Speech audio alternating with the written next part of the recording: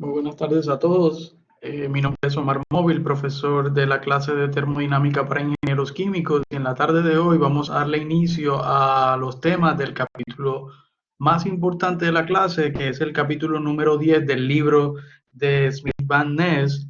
Y en este capítulo vamos a tratar el tema de equilibrio líquido-vapor, que es uno de los temas más importantes en la ingeniería química, y especialmente porque muchas de las operaciones de transferencia de masa eh, se basan precisamente en las curvas de equilibrio líquido-vapor.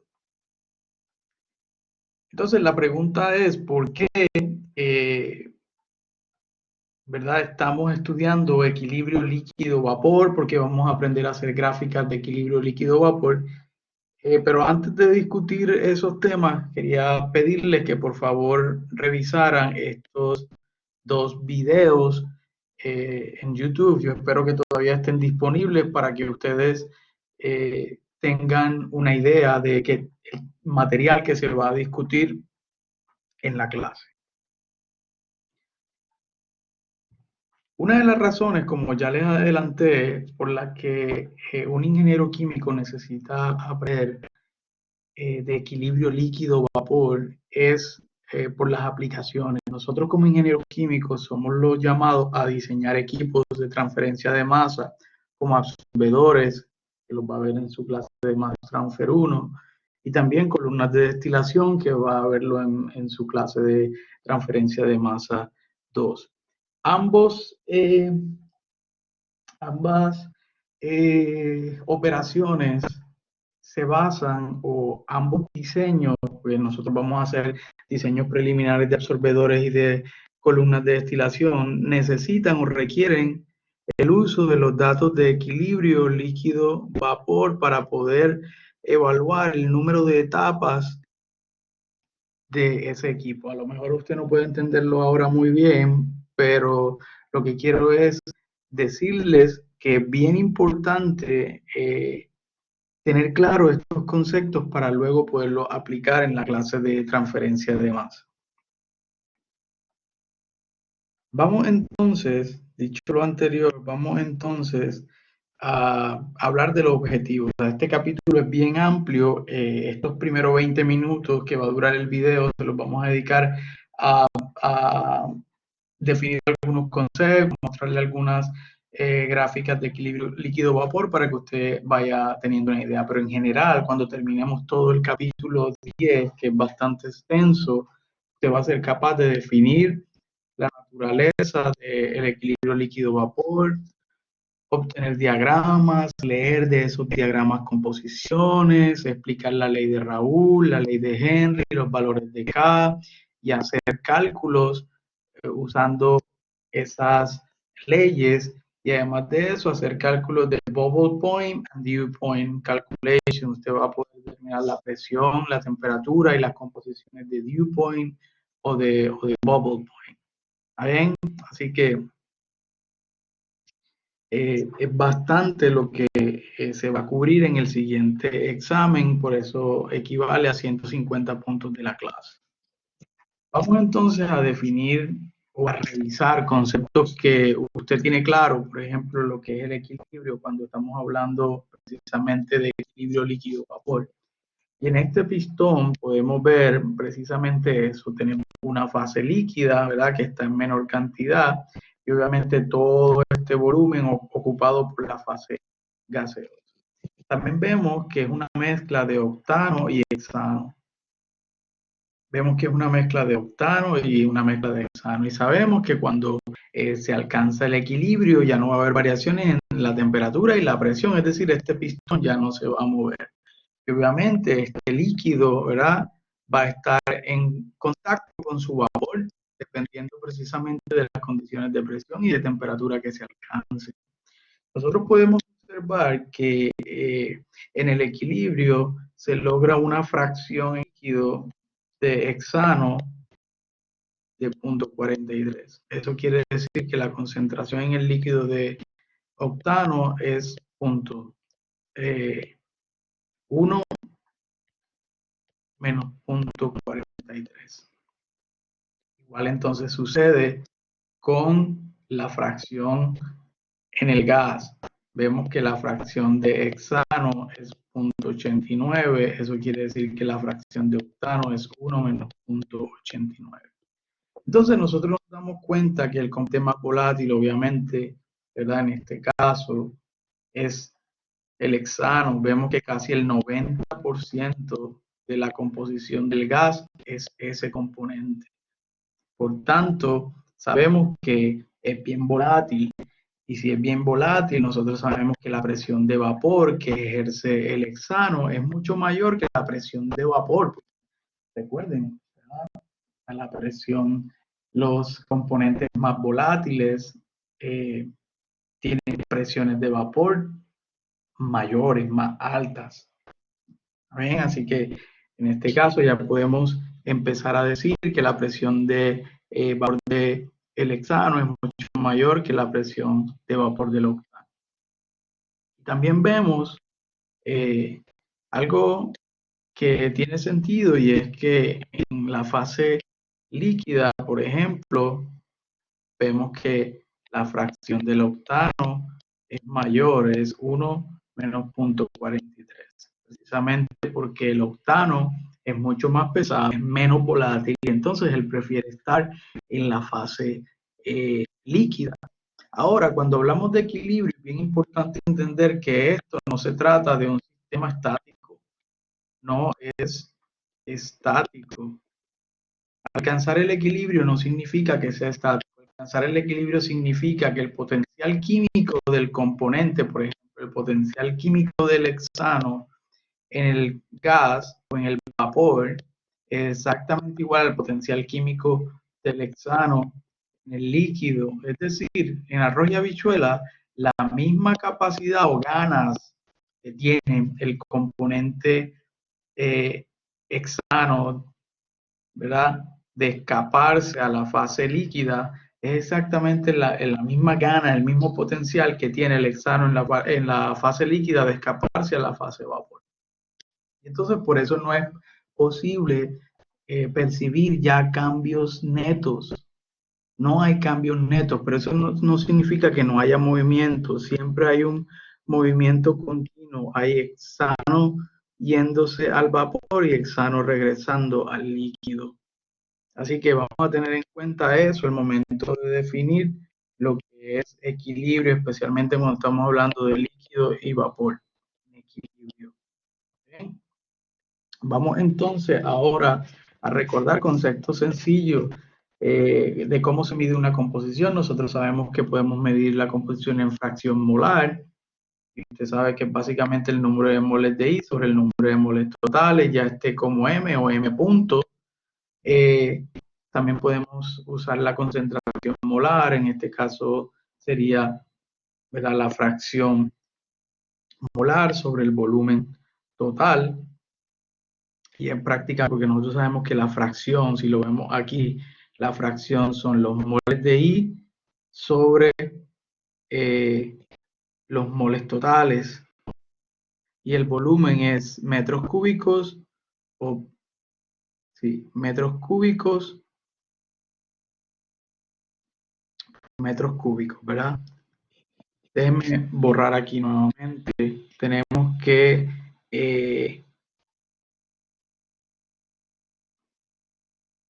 sería los moles de I aquí en la fracción.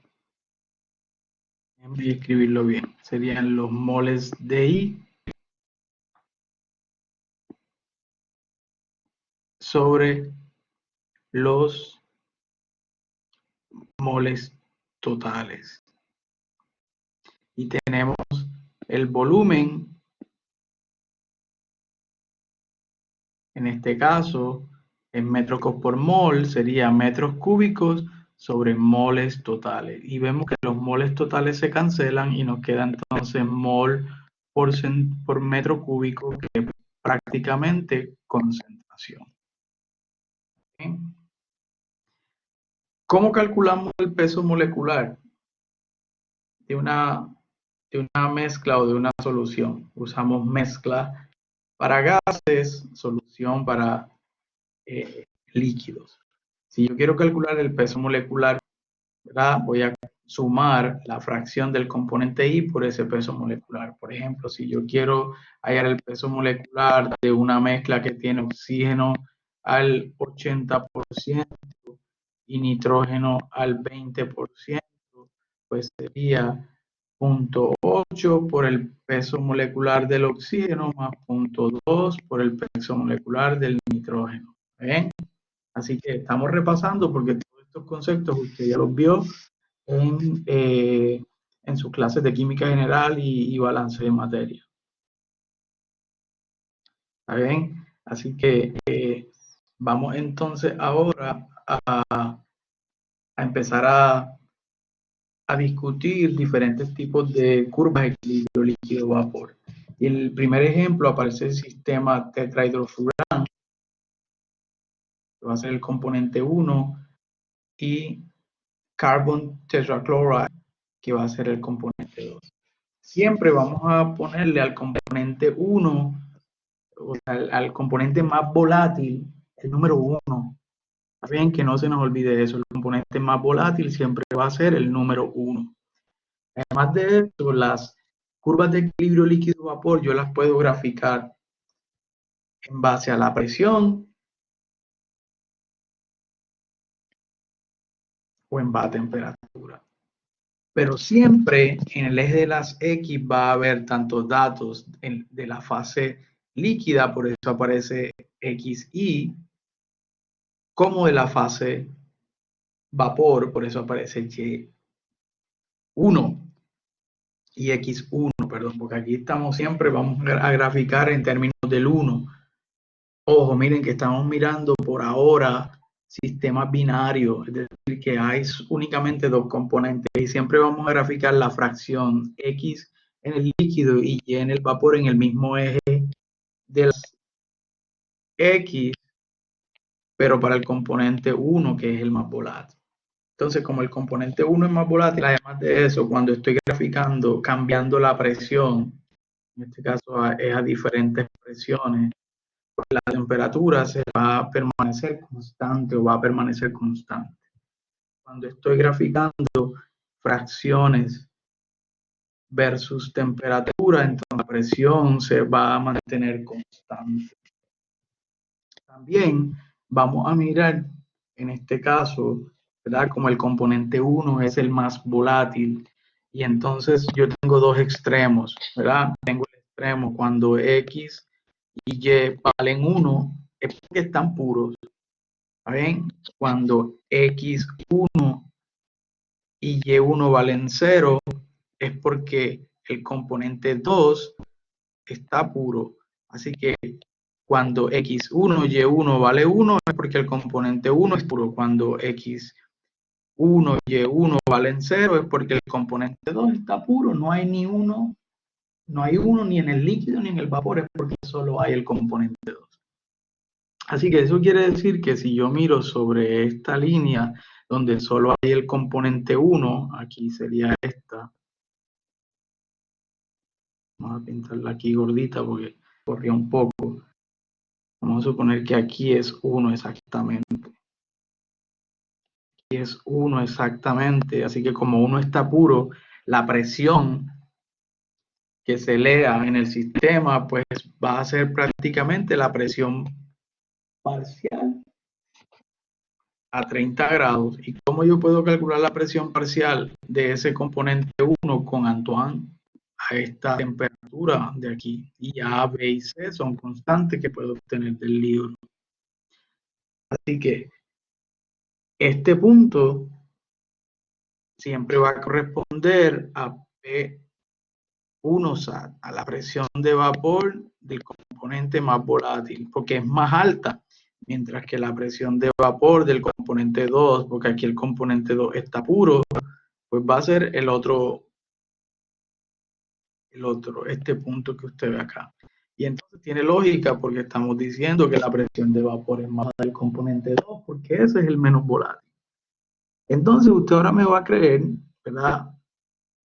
Lo siguiente que se va a demostrar en un video más adelante. Hay una línea entrecortada que nace en P2SAT y muere en P1SAT.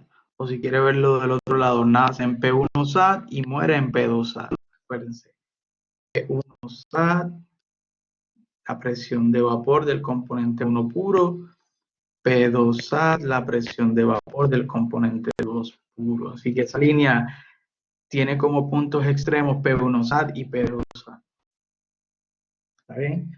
Además de eso, vemos la línea cuando yo tengo los datos de la fracción del componente 1 en el líquido versus la presión, porque acuérdense, si yo cambio aquí la presión, las fracciones de X y Y de ese componente van a ir cambiando. ¿Está bien? Así que por eso es que vemos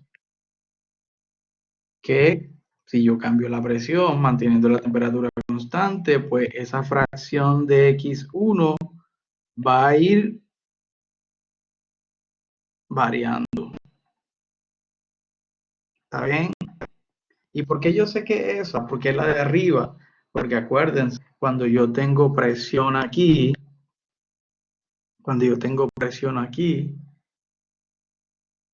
¿está bien? La línea de arriba es líquido, porque acuérdense, a altas presiones tenemos líquidos comprimidos, así que si todo esto es líquido subenfriado, pues esta tiene que ser la línea de líquido saturado. ¿Ven? Cuando tengo la gráfica en términos de presión versus la fracción X y Y, la línea de arriba corresponde a la línea de las fracciones,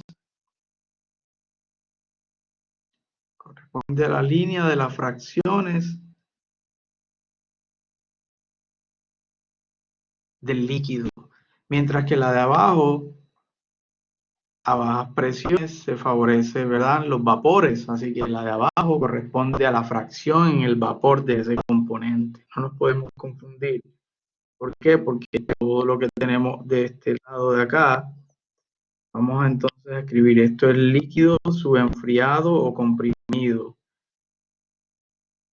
Esta línea de aquí sería la de líquido saturado. La otra línea de Y sería el vapor saturado. Y todo lo que está después de esa línea, que sería toda esta área aquí, es vapor sobrecalentado. ¿Está bien? Vapor sobrecalentado. Así que líquido subenfriado, líquido subenfriado, líquido saturado, vapor saturado y vapor sobrecalentado. Sobrecalentado. Esas serían las regiones. Y todo lo que está en el medio de esto que parece como una luna, pues es una mezcla líquido-vapor. ¿Ven? Todo lo que aparece ahí. Así que esta línea entrecortada se conoce como la ley de Raoul. Como la ley de Raoul. ¿Ven? Se conoce como la ley de Raoul. Por eso este sistema que usted está viendo acá se conoce como un sistema de desviación negativa, porque cuando yo comparo la ley de Raoul, cuando hagamos la demostración, usted se va a dar cuenta que esta relaciona P con la fracción X1. Por eso yo comparo Raoul con mi línea PX1 y me doy cuenta que esa línea PX1 está por debajo de la de Raoul, por eso se conoce como que tiene una desviación negativa. ¿Ven? Lo que les dije ahorita, the most volatile species has the higher vapor pressure. Así que por eso la más volátil que el 1, porque siempre se le da el número 1 al más volátil, pues va a tener el P1SAT, la presión de vapor más alta que el P2. Ojo, vamos entonces a mirar qué otro nombre puede recibir esta línea que usted está viendo acá cuando estamos en términos de presión. L de la Y. Se conoce como la línea de los bubble points, o los puntos de burbuja, esos puntos donde aparece la primera burbuja de vapor. ¿Por qué? Vamos a suponer, o la última, ojo, primera o la última. Vamos a suponer que yo estoy aquí, en este proceso, 180 milímetros de mercurio, una composición de 0.3. Suponer que este es 0.3 aquí. Y entonces yo empiezo a disminuir la presión, disminuir la presión, disminuir la presión. Si disminuye la presión, se puede expandir, ¿verdad? Va a llegar a un punto en que se va a expandir. Si yo disminuyo la presión, va a llegar a un punto en que voy a llegar a líquido saturado. Y entonces estoy sobre esa línea. Si yo hago un pequeño cambio en presión, la disminuyo un poquito, pues ya voy a entrar a la media luna en donde haya líquido vapor. Eso quiere decir que aquí en esta línea de líquido saturado va a aparecer la primera burbuja. Por eso se conoce también esta línea como la línea de los bubbles points. Ojo, líquidos saturados, bubble point. Si yo sigo disminuyendo la presión, o sea, estaba aquí, si yo sigo disminuyendo la presión, ya aparece la primera burbuja. Cada vez que me meto dentro de la curva, cada vez hay menos líquido y más vapor, hasta que llego a la línea de vapor saturado, donde prácticamente todo es vapor. Y allí, ¿qué pasó? Sobre esa línea de vapor saturado, justo antes de que todo se convirtiera en vapor, quedó la última gota. Por eso se conoce como el dew point. ¿Está bien? Así que bubble point puede ser la primera burbuja si voy en esta dirección, pero puede ser la última burbuja si voy en la dirección contraria. Así que bubble point es la primera o la última burbuja. Lo mismo pasa con dew point. Dew point es la última gota si voy en esta dirección aquí, ¿verdad? La última gota de líquido, pero si voy desde vapor hacia líquido, pues va a ser la primera gota de líquido. Así que esta línea de vapor saturado también se conoce como el dew point line o la línea de los dew point, de los puntos de rocío. Acuérdense que se llama rocío porque prácticamente no es líquido, es algo que pues no se sabe exactamente, ¿verdad? No tiene las propiedades de líquido como tal, por eso se conoce como un rocío. ¿Bien? Si lo grafico en términos de temperatura, entonces veo que se invierte la gráfica, porque yo sé, ¿verdad?, que en este lado tengo al componente 1 puro y de este lado tengo al componente 2 puro. Así que, como ahora tengo temperaturas, este correspondería al punto de ebullición de el componente 1 y este sería el punto de ebullición del componente 2. ¿Por qué? Porque si seguimos por esta línea aquí, por ejemplo, todo era líquido, líquido, líquido, líquido, líquido, líquido, y justo aquí, ¡puf!, todo se convirtió en vapor. Eso es el punto de ebullición. Lo mismo de este otro lado. Tengo a uno puro, todo era líquido, y en este punto justo todo se convirtió en vapor. ¿Por qué sé que es líquido? Obviamente a bajas temperaturas, si está en términos de temperatura, pues yo sé que a bajas temperaturas, ¿cómo está este líquido? Líquido subenfriado. ¿Ven? Por ejemplo, si yo empiezo aquí en este punto, de punto 5, y empiezo a calentar esa mezcla que tiene punto 25 del componente 1 del líquido, y 1 menos 0.25 del componente 2. Si yo empiezo a calentar esa mezcla, obviamente manteniendo esa composición constante, voy a subir en vertical y todo esto va a ser líquido subenfriado, pero llega un momento en que se convierte en líquido saturado. Si yo hago un cambio mínimo allí, inmediatamente me meto al domo donde hay líquido y vapor, es decir, que aquí en esta línea de líquido saturado aparece la primera burbuja, por eso se conocen como los bubble points. Si yo sigo calentando, entonces cada vez va a haber más y más vapor hasta que prácticamente quede todo en vapor saturado. Y justo antes de que todo se convirtiera en vapor aquí, pues está la última gota.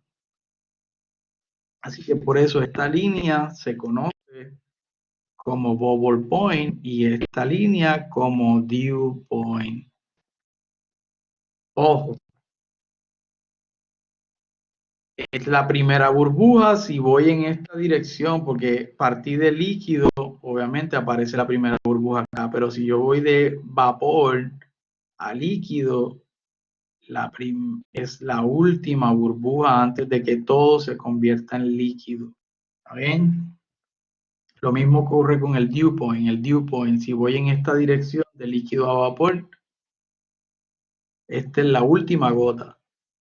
Pero si yo vengo de vapor hasta aquí, esta va a ser la primera gota. Así que por eso dew point y bubble point puede ser la primera o la última gota, dependiendo de dónde usted, en dónde usted esté situado. Obviamente, como les decía, todo esto es líquido subenfriado, esto es líquido saturado, mezcla líquido-vapor es todo lo que está en la media luna, esta línea es vapor saturado y toda esta área es vapor sobrecalentado. Esta línea entonces se conoce como la línea de los bubble points y esta otra como la línea de los dew points. ¿Bien? Ojo, si yo voy cambiando la temperatura, entonces tengo que mantener la presión constante. Si yo estoy cambiando la presión, entonces mantengo la temperatura constante. Si yo cambio la temperatura, este diagrama va a ir cambiando. Si yo cambio la presión, obviamente esta media luna va a ir cambiando. ¿Bien? Ahí tenemos entonces una explicación bien interesante de lo que es un diagrama líquido-vapor de desviación negativa. ¿Está bien? Vamos entonces a dejarlo allí. Voy a grabar videos cortos para que no sea tan cansón y tan extenso. Entonces voy a seguir en los próximos 15 minutos, voy a seguir explicando más tipos de diagramas. ¿Está bien? Así que nos vemos más tarde. Manténgase conectado. Muchas gracias por su atención.